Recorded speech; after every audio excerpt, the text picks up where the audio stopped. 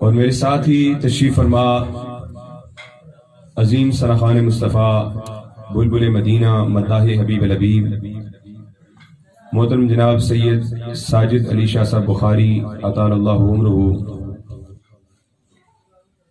اور ہمارے پنڈال میں داخل ہونے سے پہلے نورانی وجدانی خطاب فرمانے والے عالم نبیل فاضل جلیل محترم علامہ بلال چشتی صاحب، اور دیگر سٹیج پر جتنے بھی بزرگ علماء، دیگر پنڈال کے اندر جتنے بھی قابل قدر قابل عزت بزرگ دوست احباب تشریف فرما ہیں،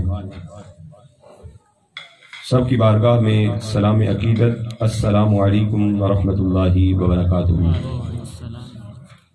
جیسا کہ آپ تمام احباب بخوبی جانتے ہیں کہ آج کی اس مبارک اور مطہر محفل پاک کا انعقاد مرحومہ مغفور غلام ربانی صاحب کے ایصال ثواب کے لیے کیا گیا ہے۔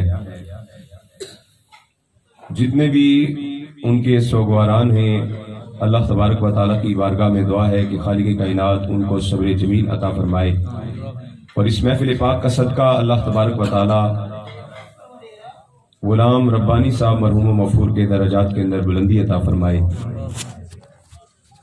حضرات وقار، ربیع الاول شریف کا مہینہ ختم ہو چکا ہے، لیکن اس کے باوجود بھی جہاں پر بھی سنی جمع ہوتے ہیں، جہاں پر بھی موقع ملتا ہے، حضور کے ذکر کی محفل سجا لیتے ہیں،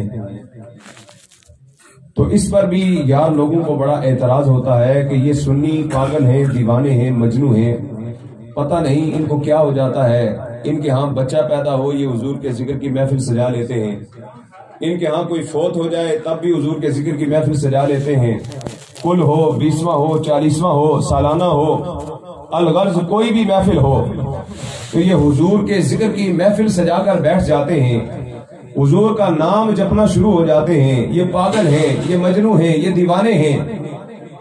ہم کہتے ہیں ہم کوئی دیوانے نہیں ہیں، ہم مجنو نہیں ہیں، ہم کسی پاگل پن کا شکار ہو کر حضور کا ذکر نہیں کرتے، بلکہ ہم حضور کا ذکر اس لیے کرتے ہیں کہ اگر ہم اپنے نبی کا ذکر نہ کریں تو ہمارا ایمان سلامت نہیں رہتا۔ بلند آواز سے کہیے گا ذرا سبحان اللہ۔ ہم اپنے نبی کا ذکر اپنے ایمان کی سلامتی کے لیے کرتے ہیں، اور میں چھوٹی سی مثال دے کر آگے اپنی بات کو لے کر چلوں گا۔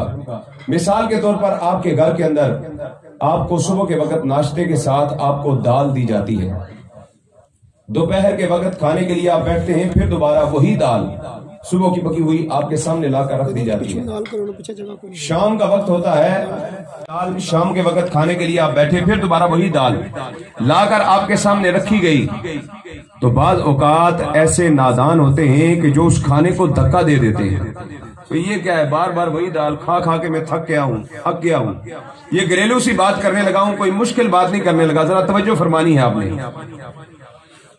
کہ 3-4 وقت جب ایک ہی طرح کا سالن، ایک ہی طرح کی دال، ایک ہی طرح کی کوئی چیز ہمارے سامنے لا کر رکھی جاتی ہے تو طبیعت کا تقاضا ہے ہم اسے ایکسپٹ نہیں کرتے، ہم کہتے ہیں جی لے جاؤ، بار بار وہی چیزیں کھلا رہے ہو، کوئی اور چیز لے کر آؤ۔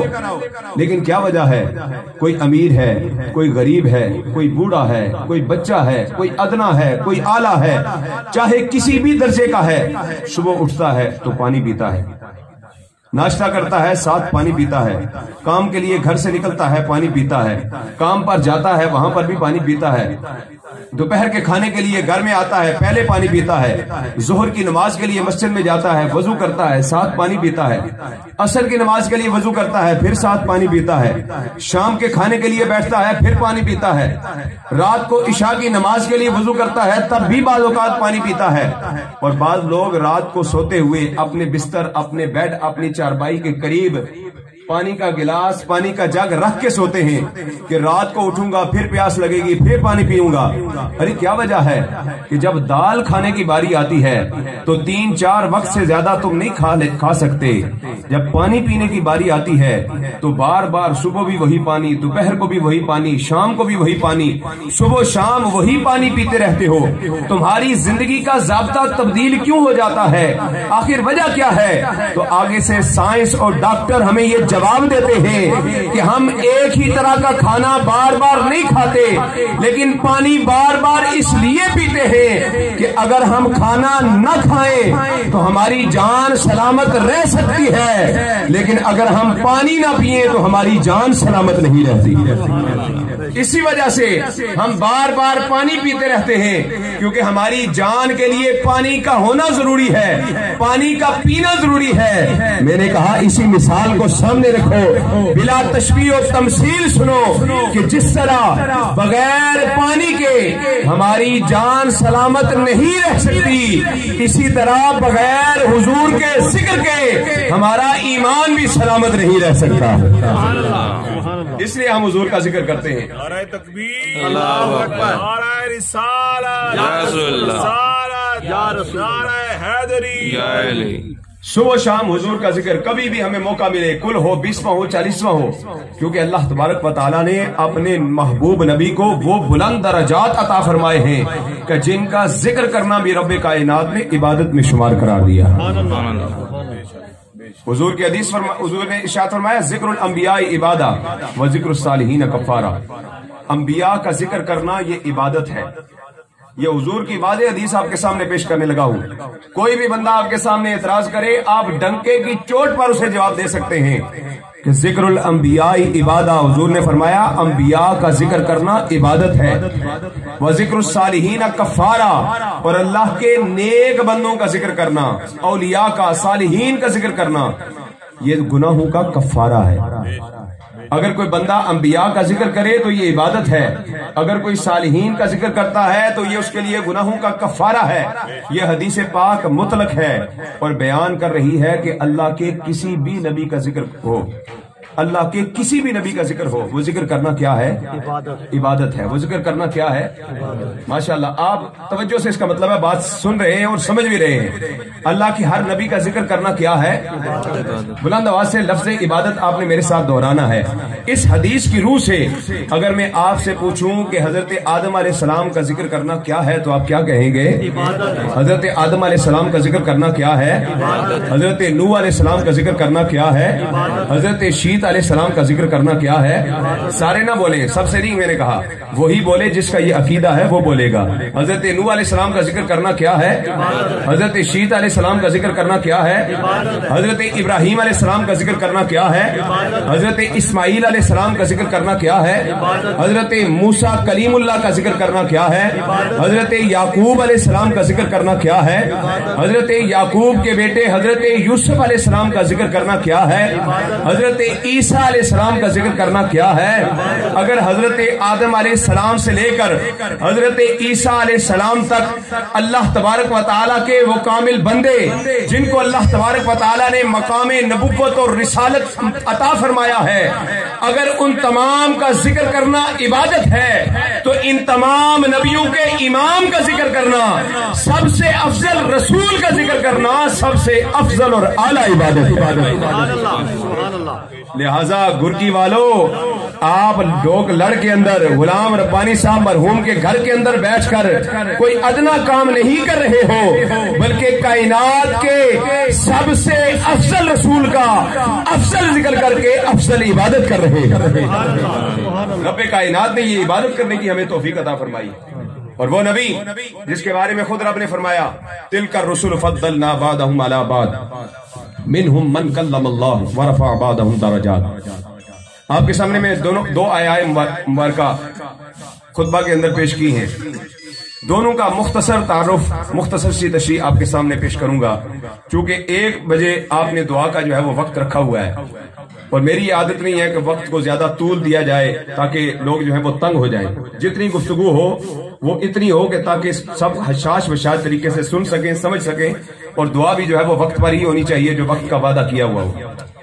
तो रब्बे कायनात ने फरमाया, तिलका रुसुल फद्दलना बादहुम अला बाद मिनहुम मन कल्लमल्लाहु व रफ़अ बादहुम दरजात। हमने अपने रसूलों में से बाज को बाज पर फजीलतें अता की हैं। बाज वो हैं मिनहुम मन कल्लमल्लाह, जिनसे रब ने कलाम किया है। वो हजरत मूसा कलीमुल्लाह है, اور بعض وہ ہیں کہ جن کو رب نے سب سے بلند درجات عطا فرمائے. فرمایا ایک بعض انبیاء کو اللہ تبارک و تعالیٰ نے مختلف درجات عطا فرمائے ہیں، بعض کو اللہ تبارک و تعالیٰ نے چند معجزات عطا فرمائے ہیں. کسی کو ایک معجزہ دیا، کسی کو 2 معجزات، کسی کو 4 معجزات، کسی کو 5 معجزات. ہر نبی کو اللہ نے چند معجزات عطا فرما کے بھیجے ہیں. لیکن جب رب کائنات کے محبوب نبی کی باری آئی تو رب کائنات نے 1-2 معجزات عطا فرما کے نہیں بھیجا، بلکہ 1,24,000 انبیاء کو جتنے کمالات، جتنے معجزات عطا فرمائے تھے وہ سارے اپنے محبوب کو عطا فرما کے بھیجا.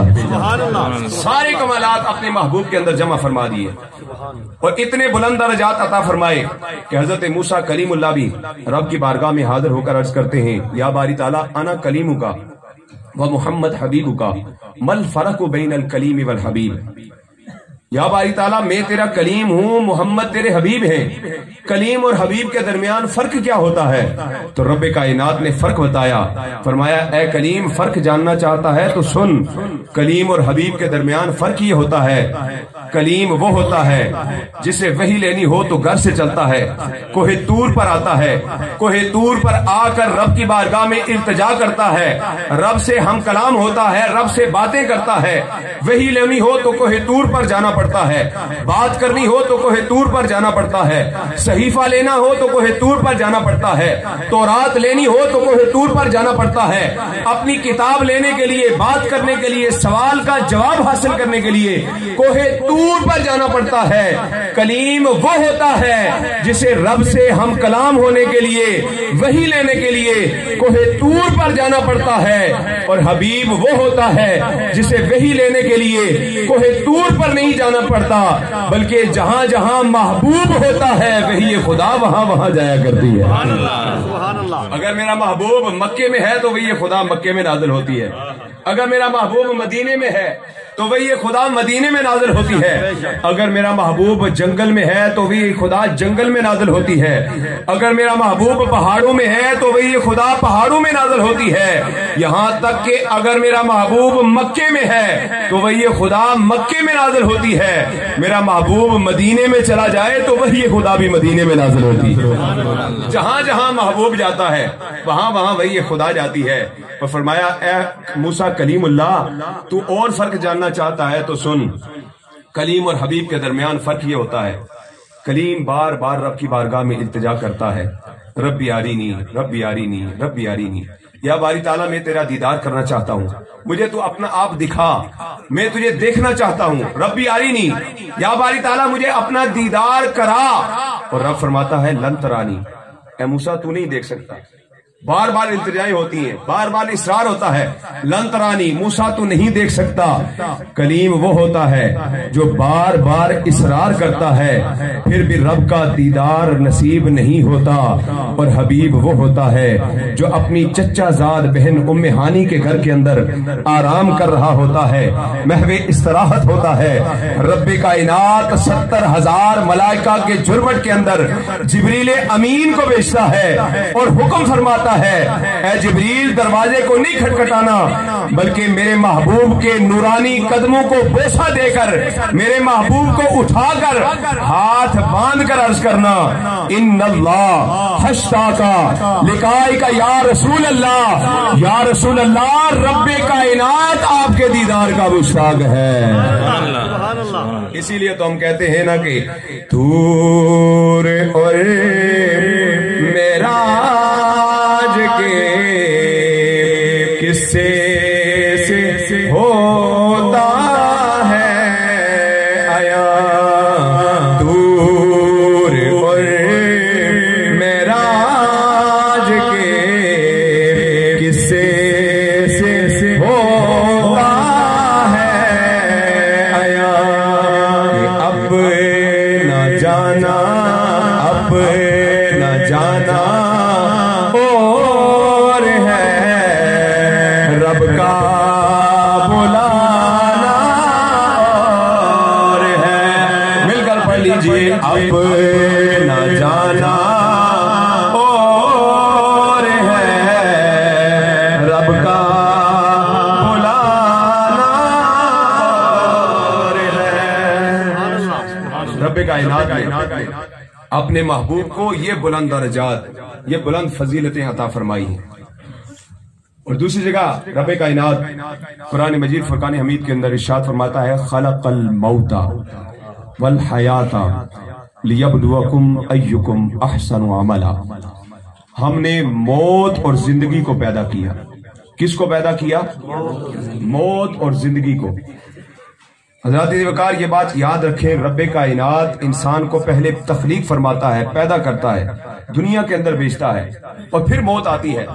لیکن رب کائنات نے جب ذکر فرمایا تو فرمایا خلق الموت والحیات، ہم نے موت کو پیدا کیا اور زندگی عطا فرمائی۔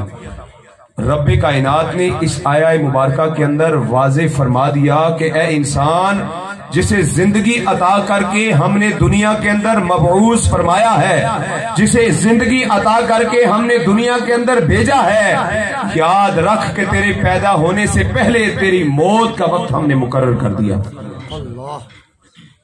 تجھے زندگی عطا کرنے سے پہلے تیری موت کا وقت رب کائنات نے مقرر فرما دیا ہے، اور دنیا کے اندر تجھے اس لیے پیدا کیا ہے، اس لیے بھیجا ہے ایکم احسن عملا۔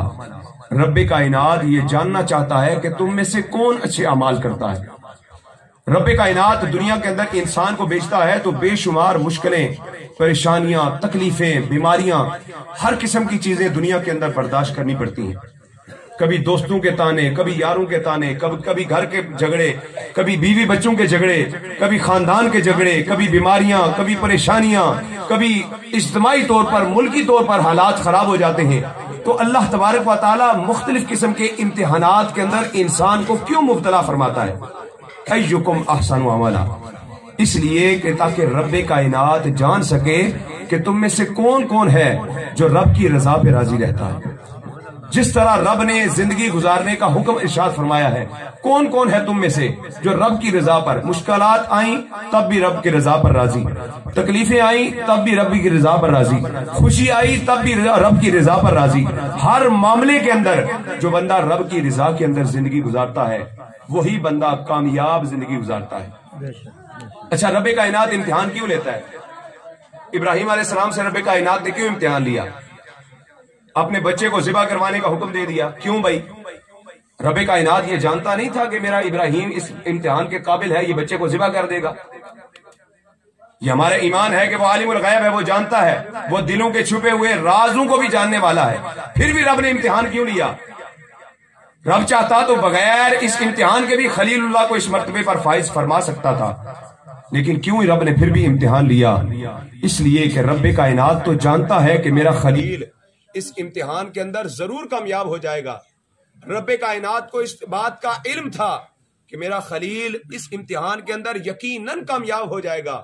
پھر رب کائنات نے امتحان فقط اس لیے لیا کہ اے فرشتوں، تم جو کہتے تھے کہ اے اللہ اس انسان کو پیدا نہ کر، یہ فتنہ و فساد کرے گا، یہ قتل و غارت کرے گا، یہ ڈاکہ زنی کرے گا، یا باری تعالیٰ اس انسان کو پیدا نہ کر، تو رب کائنات نے حضرت خلیل سے امتحان لے کر پھر اس امتحان میں سرخرو فرما کر فرشتوں کو اور ساری دنیا کے انسانوں کو بتا دیا کہ میں تو جانتا ہوں کہ میرا خلیل میرے لیے ہر چیز قربان کرنے والا ہے، تم بھی جان لو کہ میرا خلیل کس مرتبے پر فائز ہے۔ اگر اولاد دی ہے، جب لینے کا وقت آئے میں کہوں مجھے دے دو تو خلیل دے بھی دے گا کرتا ہے، جب وقت آئے تو خلیل قربان بھی کر دیتا ہے۔ رب کائنات نے حضرت خلیل سے بے شمار امتحان لیے، زندگی کا مقصد رب کائنات نے بتا دیا، بے شمار انبیاء سے رب کائنات نے امتحانات دیے۔ رب کائنات نے ابراہیم علیہ السلام کو نار نمرود میں ڈلوا کر امتحان لیا، پھر نار نمرود کو ابراہیم علیہ السلام کے لیے گلزار بھی بنا کر دکھا دیا۔ پھر رب کائنات نے حضرت یوسف علیہ السلام کو اپنے بھائیوں کے دشمنیوں سے آزمایا، پھر بھائیوں نے ان کو کنویں کے اندر ڈالا تو رب نے ان کو کنویں میں ڈلواتے ہوئے آزمایا، پھر کنویں سے نکال کر ان کے کھوٹے داموں میں ان کو بیچا گیا، ان کا بکتے ہوئے ان کو آزمایا، پھر مصر کے بازاروں کے اندر پھر ان کو کھوٹے داموں میں بکتے ہوئے آزمایا، پھر ان پر الزام لگواتے ہوئے آزمایا، پھر جیل کی کالی کوٹڑی کے اندر 20 سال گزارتے ہوئے حضرت یوسف علیہ السلام کو آزمایا، اور جب جب اتنی آزمائشوں سے حضرت یوسف علیہ السلام نبرد آزما ہونے کے بعد رب کی بارگاہ میں سرخرو ہوئے تو پھر رب کائنات نے مصر کے تخت پر بادشاہ بنا کر بٹھا دیا. رب کائنات نے آزمایا اور آزمانے کے بعد پھر مرتبے عطا فرمائے. حضرت امام حسن حضرت امام حسین کو رب کائنات نے کتنے مراتب عطا فرمائے. حضور صلی اللہ علیہ وسلم کی زبان سے سیدہ شباب اہل الجنہ یہ کہلوایا، اور جن کو حضور خود اپنے کندھوں پر اٹھاتے ہیں، ان کو چومتے ہیں، ان کو سونگتے ہیں. صحابہ پوچھتے ہیں یا رسول اللہ آپ ان کو سونگتے کیوں ہیں؟ چومنا تو سمجھ میں آتا ہے، سونگنا سمجھ میں نہیں آتا.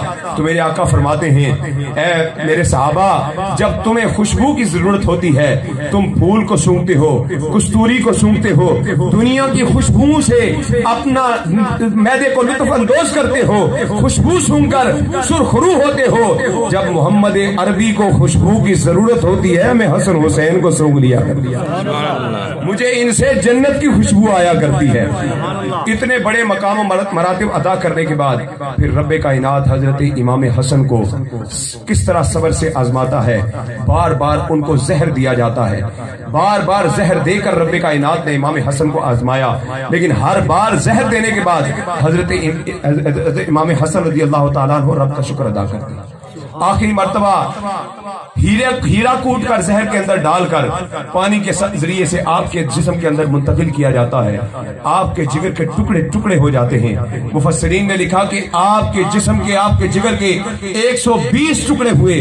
بعض نے لکھا کہ آپ جب کیا فرماتے الٹی فرماتے تو آپ کی دل کے آپ کی رگو کے آپ کے کلیجے کے ٹکڑے منہ کے ذریعے سے باہر نکلا کرتے تھے.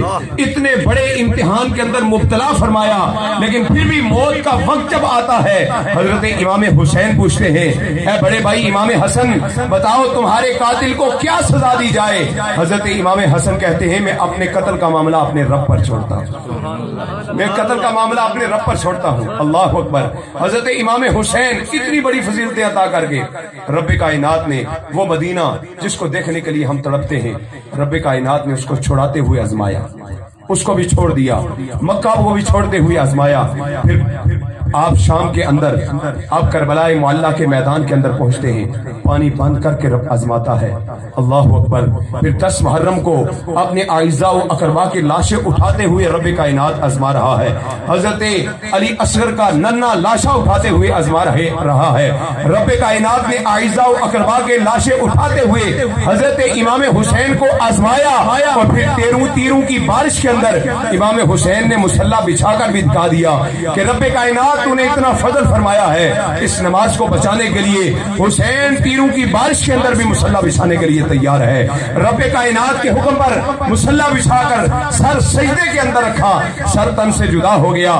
جب سر تن سے جدا ہوا تو رب کائنات نے جب اتنے صبر سے اتنی بڑی تکلیفوں اور مصیبتوں سے گزارا تو اس مرتبے پر فائز ہوا کہ دھڑ جو ہے کربلا معلّہ کے میدان کے اندر پڑا ہوا ہے اور سر شام کے بازاروں میں نیزے پر ہے اور زبان سے پھر بھی قرآن کی تلاوت جاری ہے. اسی لیے علامہ اقبال نے کہا تھا خودی کو کر بلند اتنا کہ ہر تقدیر سے پہلے خدا بندے سے خود پوچھے بتا تیری رضا کیا ہے. خودی کو کر بلند اتنا، رب کی رضا پر اس قدر راضی ہو جا، اس قدر راضی ہو جا دنیا کے اندر جتنی تکلیفیں آئیں جتنی مصیبتیں آئیں صرف رب سے گلا کر، کسی اور سے گلا نہ کر. میرے استاد محترم حضرت علامہ مولانا قاری افضال نقشبندی صاحب آپ فرماتے ہیں کہ میری دادی جان 134 سال ان کی عمر تھی، لیکن کبھی بھی ان کو بڑی سے بڑی بیماری لگ جاتی کسی کو نہ بتاتی. اعزاء اقربا کافی دنوں کے بعد جب پتہ کرنے کے لیے ویسے ملنے کے لیے آتے تو پتہ چلا جی یہ تو 2 ہفتے بڑی شدید بیمار رہی ہیں. پوچھا جاتا آپ بتاتی کیوں نہیں ہیں؟ بتایا کریں کہ ہمیں بیمار ہیں، میں پتہ کرنے کے لیے آؤں. کہا تم اتنے دور رہتے ہو، اگر میں تمہیں بتاؤں گی تم اتنے سفر طے کر کے آؤ گے اور اتنی تمہیں تکلیفیں برداشت کرنی ہوں گی. شفا تو مجھے رب نے دینی ہے، میں اسی سے گفتگو کرتی. شفا تو رب نے عطا کرنی ہے، تو پھر لوگوں سے گلے گلا کرنے کا کوئی معاملہ نہیں ہے. لہٰذا خودی کو کر بلند اتنا، رب کی ہر تقدیر پر، ہر رضا پر اس قدر راضی ہو جا جس طرح امام حسین راضی ہوئے۔ ہر مشکل، ہر مصیبت، ہر تکلیف کو رب کی رضا کے لیے برداشت کیا۔ جب سر تن سے جدا ہو گیا پھر رب نے پوچھا اے حسین بتا تیری رضا کیا ہے؟ خودی کو کر بلند اتنا کہ ہر تقدیر سے پہلے خدا بندے سے خود پوچھے بتا تیری رضا کیا ہے؟ حسین تو نے ہر تکلیف برداشت کی ہے، ہر مصیبت برداشت کی ہے، بتا تیری رضا کیا ہے؟ تو امام حسین نے کہا یا باری تعالیٰ اس زبان پر میں مدینہ سے چلا تھا قرآن جاری تھا، مکہ سے چلا تھا قرآن جاری تھا، یہاں پر پہنچا تھا قرآن جاری تھا، جنگ کے لیے نکلا تھا قرآن جاری تھا، سر سجدے کے اندر جھکایا قرآن جاری تھا۔ اس زبان سے قرآن کو روکنے کے لیے، تلاوت کو بند کرنے کے لیے یزید کے حکم پر اس کے حامیوں نے میرا سر تن سے جدا کر دیا ہے۔ رب کائنات میری رضا یہ ہے کہ اس زبان پر پھر قرآن کی تلاوت جاری فرما۔ پھر رب کائنات نے زبان کے اوپر قرآن کی تلاوت کو بھی جاری فرما دیا۔ لہذا حضرات ذوالفقار یہ زندگی مختصر سے لمحات کے لیے رب کائنات نے ہمیں عطا فرمائی ہے، لیکن اس زندگی عطا کرنے سے پہلے رب کائنات نے ہماری موت کا وقت مقرر فرما دیا ہے۔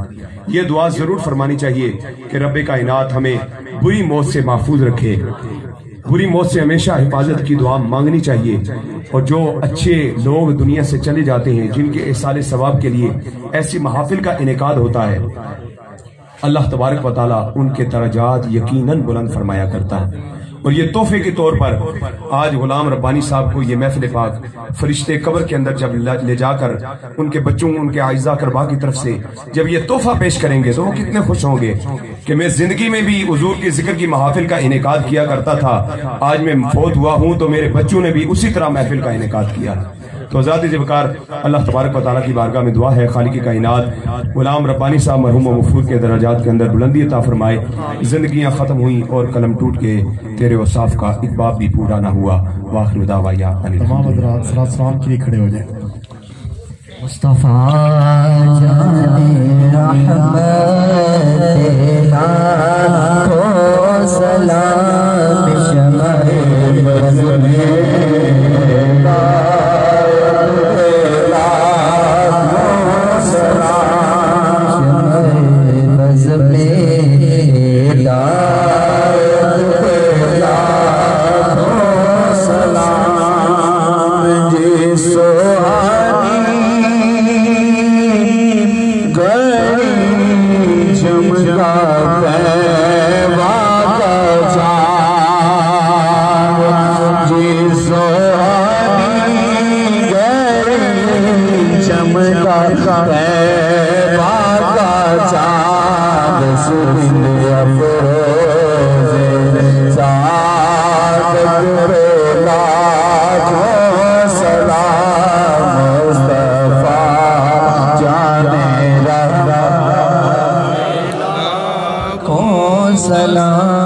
شمع بز میں